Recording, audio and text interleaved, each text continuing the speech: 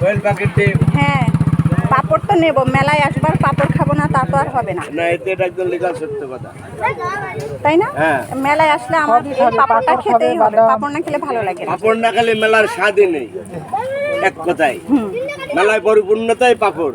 এটা হ্যাঁ করুক, আমিও আর বিশ্বাস সেই স্বাদ, আমিও বিশ্বাস করি এটা। সেই স্বাদ, আগের দিনের স্বাদ, পুরানো দিনের স্বাদ, সেই পাপড়।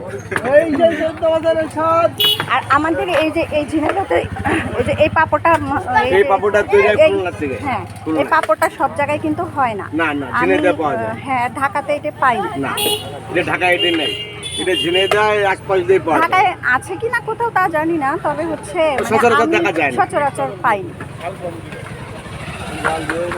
আর এটা পাওয়া যায়, এটা পাওয়া যায়, হ্যাঁ এটা পাওয়া যায়। এটা পাওয়া যায়, এটা অনিলাল পাওয়া যায় কিন্তু এই যে ইয়াটা এই যে এইটা পাওয়া যায় না। না, এটা এটা পাওয়া যায়। হ্যাঁ, এইটা এটা আমি পুরনো পাই দিনের পাপড় এবং সুস্বাদু। এটা খুলনা থেকে নিয়ে আসেন। হ্যাঁ খুলনা থেকে আনা। আমার আবার এই পাপড়টা অনেক পছন্দ।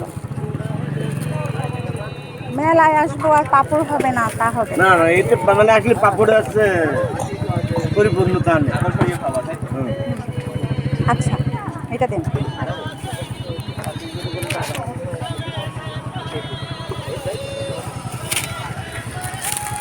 খুলে গেল।